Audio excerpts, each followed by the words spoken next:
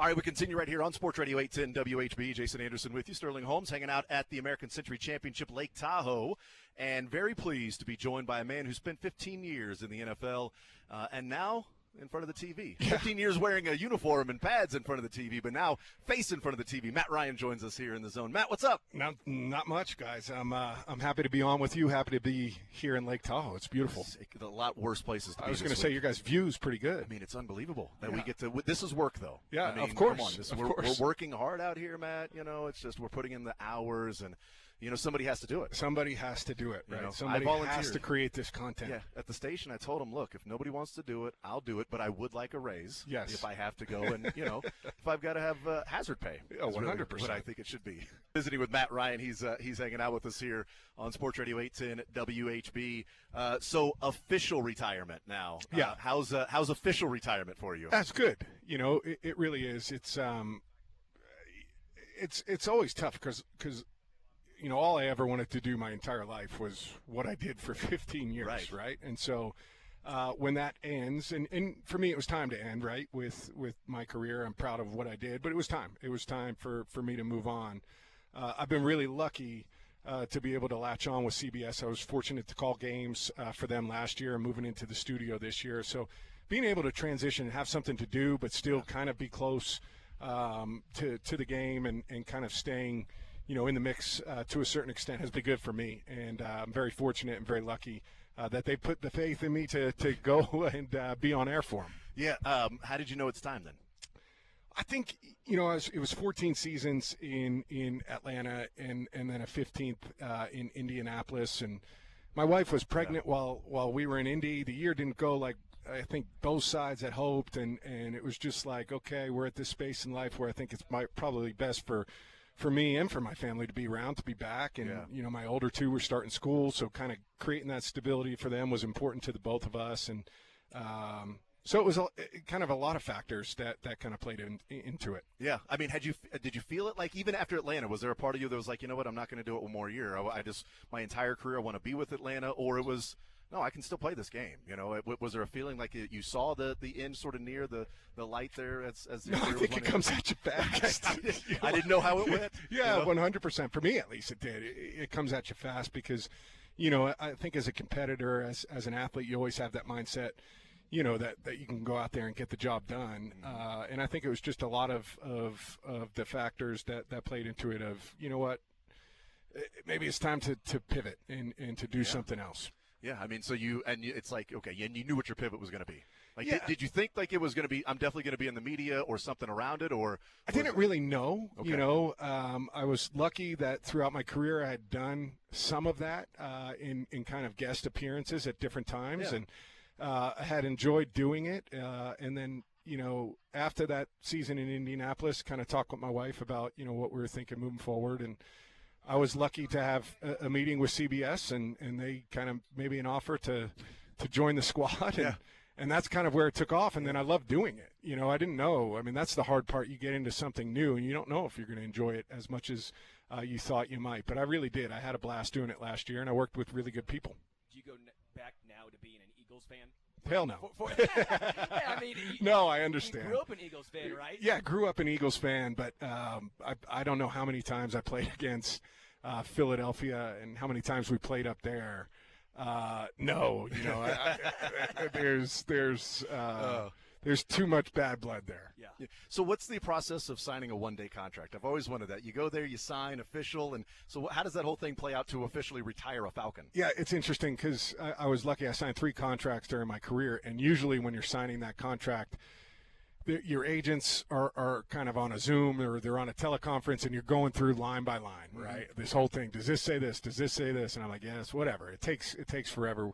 Well, with the one-day contract, no one really cares. So it's just it took about 2 seconds. I signed it, and it was the easiest one I ever signed. But it was fun and really nice of the Falcons to do that. And it was special for me because, my boys, my wife, they were all, able to be there and kind of enjoy that moment and and see everybody from the organization turn out too. It was really special. Did you negotiate a signing bonus with that one-day Yeah, contract? this was the most team-friendly deal I ever did for Atlanta. So, That's great. And you had some team-friendly deals. You know, I'm going to do listen, you a solid. I was a team guy. But that was certainly the most team-friendly. When you look at the Falcons right now and the quarterback situation they're rocking with, do you understand that? Or if you're Kirk Cousins, would you be a little bit of a, what the heck, you just brought me in. Sure. I signed this contract, and then you draft one of the more, I think, NFL-ready quarterbacks in the draft. Yeah. It's to speak on Kirk first, of course he's going to be frustrated, right? Of course there's going to be some kind of, because he's a competitor. Like, I just signed this contract. I'm coming in. I feel like I'm the starting quarterback. I mean, I think he's handled it really, really well. I live in Atlanta, so I see kind of the comments and what he said and how he's gone about it. I think he's been, incredible as a teammate to say, listen, I'm going to be good to Michael, coming in here and working with him and doing all those things. But make no mistakes, Kirk is a competitor, and I think Penix is as well, right? And so, that competition will be interesting to see. I agree with you, though. I think Penix is probably as NFL ready as anybody in the draft this year. The way he throws the football, the types of throws that he made at Washington, I think are throws that translate well to the NFL. And he was special. I watched some of practice. I was out there a couple of weeks ago during OTAs before they finished up for the summer and could see just some of the velocity that he throws with and his ability to spin the football. It's impressive.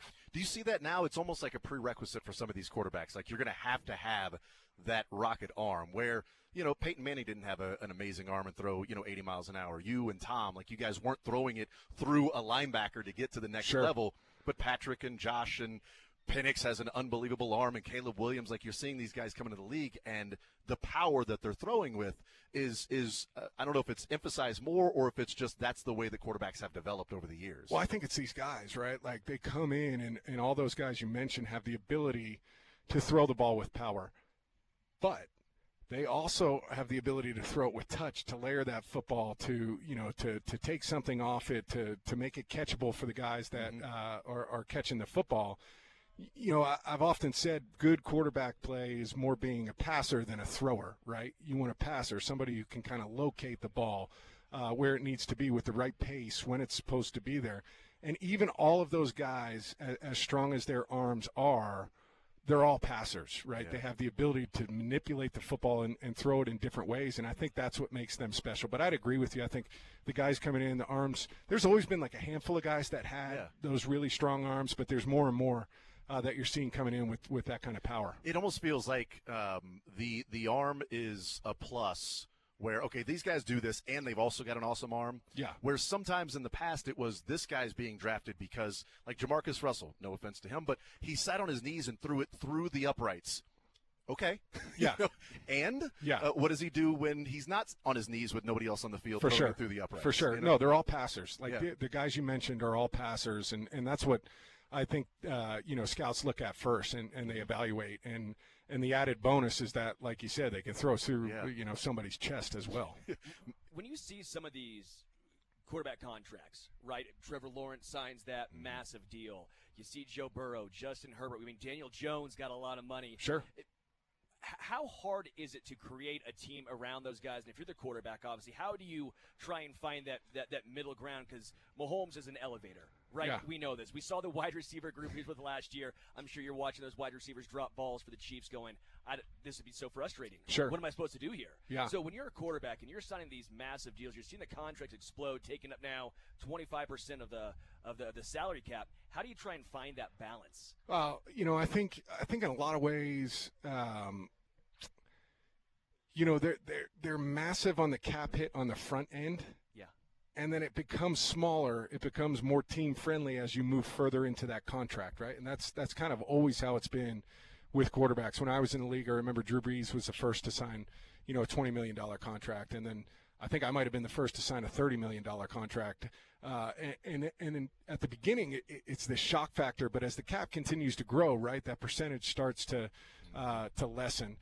I often think, though, the quarterbacks should be a max cap hit, right? Like it should be, if you're on a second contract as a quarterback, it should be kind of structured like the NBA, right, where they have these max contracts, but it only hits 15 or 12% of the cap, right, where you can kind of keep that space opened up to be able to create teams in a more beneficial way.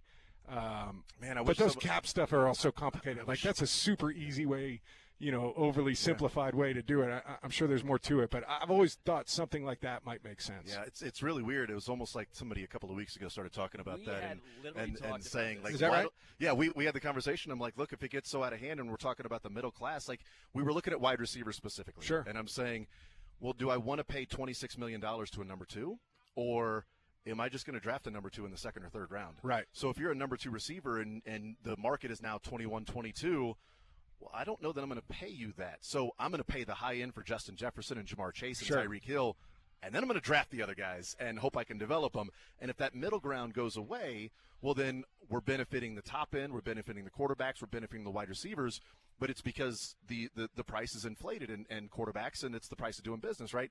Whereas if there was a percentage that you could throw to the quarterback, hey, we're going to give you this money, you've earned it, it's market value. Right. But we're not going to kill the entire cap so that we can go and pay this particular wide receiver $23 million instead of saying, well, we're just going to draft in the second and third round wide receivers and hope we get one. Well, we've got more of a luxury to spend on that known commodity while also trying to develop along the way. It's just the middle class seems like the higher the uppers get, and the salary cap the way that it is, the more the middle class in the NFL is just going to go away. Well, I think the middle class, it's interesting when the rookie contracts changed post the 2010 or 11 CBA. I think it was 2011 CBA.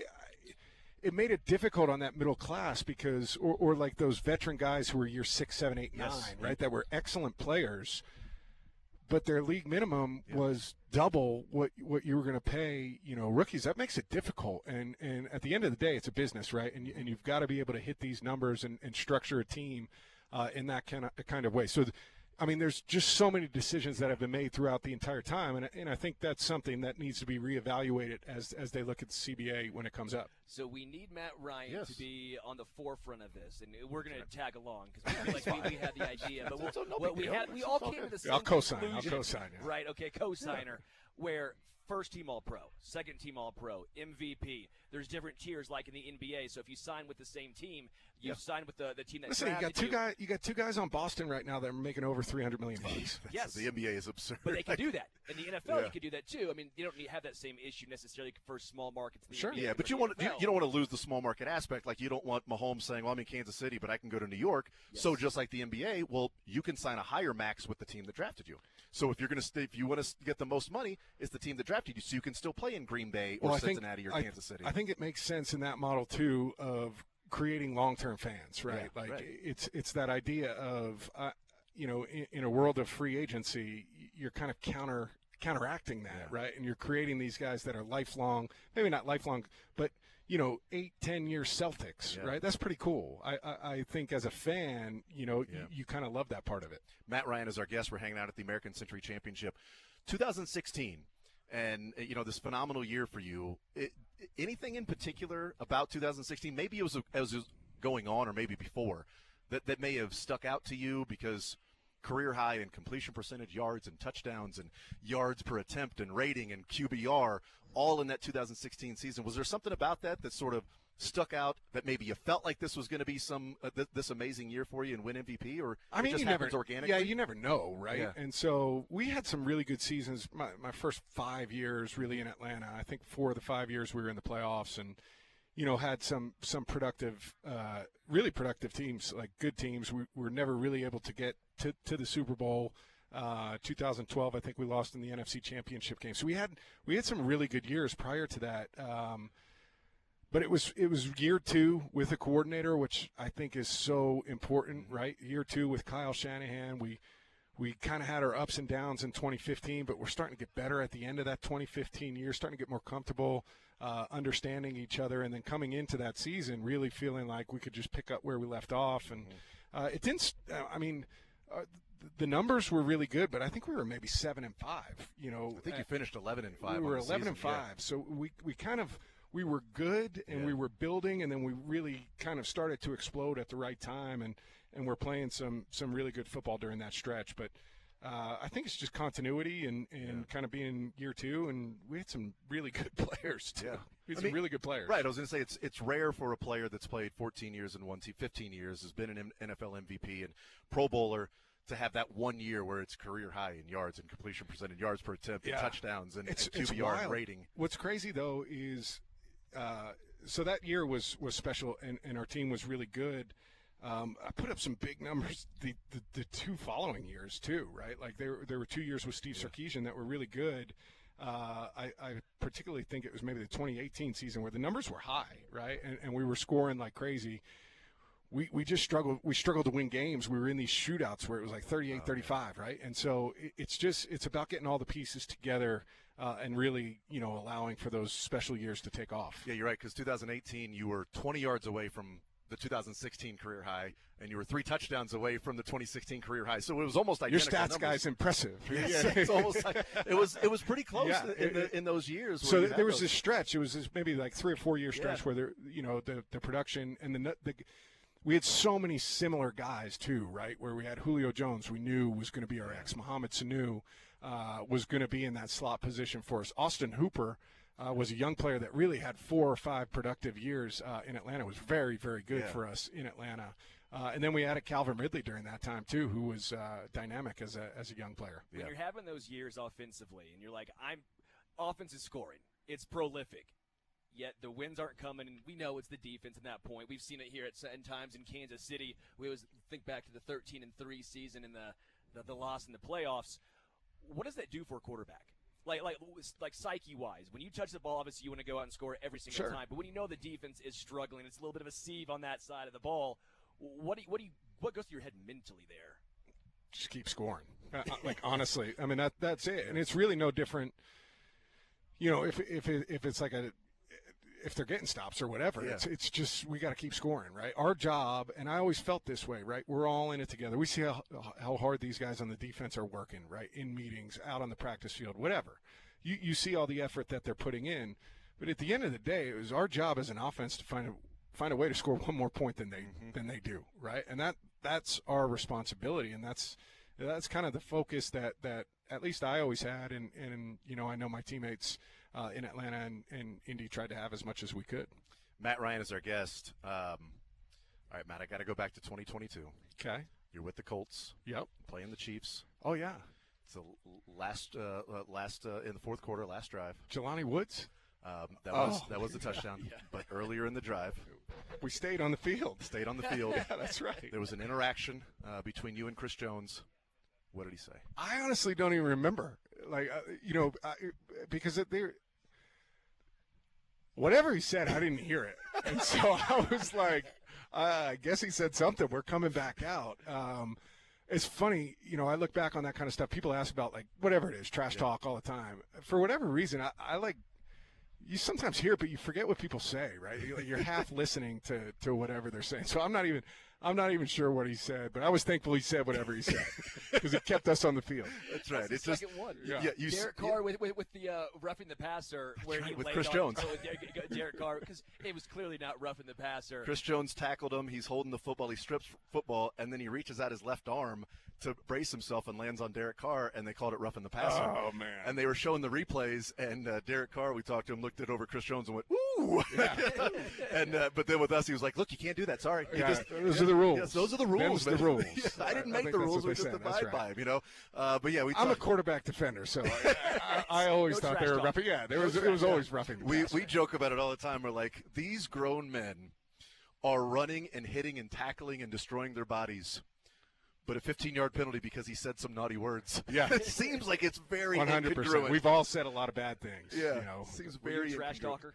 Not really. Not really. I feel like it's always hard, too, because there's so much information that's coming into your headset. Oh, yeah. Right? And so, like, plays can be done, and somebody could be jawing right at you, and you might have, like, your coach on there being like, hey, we're going to go 11 personnel here. Make sure you're telling – Julio, he's going to Z here. He's not going to be X. And somebody's jawing at you, and you're like, I didn't hear anything. Coach, hold on, Coach. I got something to say to this guy. Yeah. I got something. I'm coming after you next. That's okay. Right. That's or as right. Mahomes would say to Max Crosby, you woke up the wrong mother bleeper. Yeah, that's right. That's right. There are times when that comes out. I was going to say, there are times when you're like, all right, you know what, bleep you. Now you're getting the best of Matt Ryan. Yeah, it's funny. So Steve Scarnecchia was the head coach's assistant in Atlanta, and they used to do the mic'd ups, right? Like, so quarterbacks would be mic'd up every so often. And I forget what game it was that I was mic'd up, and he put together an outtake video of all the different ways that I dropped the F-bomb during the game, and it took like 2 minutes to go through, and they played it in the team meeting. It was really funny. It was really, really well done, but it was funny just all the different ways that you can use that. It's a good noun, verb, adjective, whatever. It's all of the above. You can express yourself. It can be sorrow. It can 100. be, Yeah, it was perfect. It's a lot of things it can be. You just it's the inflection. That's right. It's all about that. Visiting with Matt Ryan. So. People say that they don't like fantasy football stories, but I disagree. I think people do. I think people love bad beats. So I've been in many, many, many fantasy football leagues, and I've never won one, but playing back to 1990 in multiple leagues. One year, it was 2011, and it was Week 16. I was in the Super Bowl in both leagues. Matt Ryan was my quarterback in one league. I was going against Matt Ryan in the other league. Ooh. The final drive of that game, and it was the game that Drew Brees broke the record. So the final drive for you guys ended up getting stopped on like a 4th down or something. And on that drive, you had thrown for enough yards for me to lose in the other league, but I needed one more completion for like 5 yards to win in the other. So I lost for you in both leagues. And you threw an incompletion, and they brought Chris Redman out. Oh, no. And I saw Chris Redman come on, and my heart sank, and I'm like, there's no possible way. No, this can't be. I just lost both games by 1 point on that final drive for Matt Ryan. I'm sorry. And, yeah, I blamed you for a long time. Of course, it was my fault. Yeah, my wife and I talk about it all the time. It's one of the biggest issues we have in our relationship is Matt Ryan. Yeah, I'll just wake up in the middle, Matt Ryan. I can't believe that. She's like, honey, you're at home. You're safe. You're not playing fantasy football. You're What fine. an incredible turn of events. Yeah, incredible's one way to describe it. So that's not. Well, if it makes you feel any better, it wasn't a good night for me either. That's true. It was a great night for Drew. Yeah, of course. It wasn't a great night for you guys. So we hit fantasy football. That's right. Talk about your dream next. I think dream. I did. My nightmare. I wake up in the middle of the night with a nightmare of losing both of those. Now you're golfing. That's also a nightmare. No one cares about. That's also a no one cares. Nobody cares about it. I think people love bad beats. I think people love the bad fantasy. They football are interesting losses. They're interesting to listen to. I don't think people want to hear like, hey, I traded this guy for that guy. No, don't care. Yeah. That's the stuff because everybody's league is different. I agree. I think that is an lost, interesting story. How I lost one particular game is a little bit different. So Matt Ryan is our guest, former cover of College Football 09. Oh, yeah. Yeah, and that's coming back. Yeah. That's coming back, right? I mean, yes. That's pretty cool. It was very cool at the time. I mean, it was a big deal back then. That game was massive when I was in college. For like a college kid to be on the cover of a video game. It was crazy. Back then. It was so cool. Get paid. What's that? And you didn't get paid. Well, no. It was after I was done. So for the next season, I did get paid. I was on the cover. I just wasn't in the game the next year. It's all good. That's all good. good. It's all good. Yes. Yeah. You didn't get paid while at Boston College. No. Well, honestly, no. I mean, it was. BC was such a different type of atmosphere than the SEC and Big Ten and those kind of places. But it was such a cool place to go to school. But it was so special for me, like, to have Boston College, too, on that cover. Not just myself, but, like, BC on there. Like, that was a big deal, and I thought that was really cool. I always love recruiting stories, like, why BC? Like, a closeness to where you grew up? I mean, any particular – because you could have probably gone a lot of different places. I was a triple-option high school quarterback. Okay, there you go. That makes a lot of sense then. So I still wonder how I got any scholarship offers. You know what? You and everybody else in the 90s and early 2000s. Yeah, we were running that triple option. Right? That's crazy. And so but I had a handful of offers. Most of my stuff was in the Big Ten and the old Big East. Yeah, right. And so I was between Iowa and Boston College. And it was early on in Kirk Ferentz's, tenure at Iowa. And I loved it there, and I loved it at BC. I really liked both places. But ultimately, to get to Iowa City from Philadelphia is really difficult to do. And it was much easier to get back and forth from Boston. And so I thought both places were special, but one was a little bit closer to home, a little bit easier for family to get to and from, and that was kind of the decision. That's cool. Matt Ryan is our guest. CBS NFL Today. That's right. Now on the set of Yes. that. So you and JB and Burleson and Cower's still a part of it Coach too. Cower right? And now J.J. you're Watt will be J.J. on Watt, there that's for right. like J.J. Watt's a part of it. That's good. Really get the spike tips back up there, the frosted tips he had that one time. I know. He went with the hair change the one time. And I think he got roasted a little bit for it, but we'll see what his hair. I was with those guys a couple of weeks ago doing some promotional stuff, so it was fun to hang out with them, and I feel really honored, to be a part of it. That show's been on for so long, right? And there's been so many special people that have sat at that desk, and so it's an honor for me to be able to sit there. I got big shoes to fill. Boomer and Phil were so good for so long on there, so try and keep their legacy going. Yeah, no, I have no doubt that that'll take place. Matt Ryan hanging out with us here at American Century Championship. Matt, thank you so much, man. This was so much fun. I appreciate you stopping by and hanging out with us. And now that I have been able to be on this couch and talk with you and talk through it, I kind of feel like I've let that go. I think we put closure to it. Yeah, tonight. I kind of feel like I can move on now. I think the only person that story's interesting to, though, is me. Yeah, well, so I would save it. I told the same story to Chris Redman. And maybe him as well. I said, Chris, I've never wanted to see you less in my life. The words I said about Chris Redman on the field, I'll bet. And I apologize. I lived in Louisville for 10 years, and so he's still he's there. a legend. So I talked with Chris, and I told him the same story, and he's like, I didn't put myself in. I love that. I'm like, well, yeah, I know you didn't, but maybe if you went out there and a hamstring, yeah. Matt, you got to go. Stay out there, Matt. Stay out there, Matt.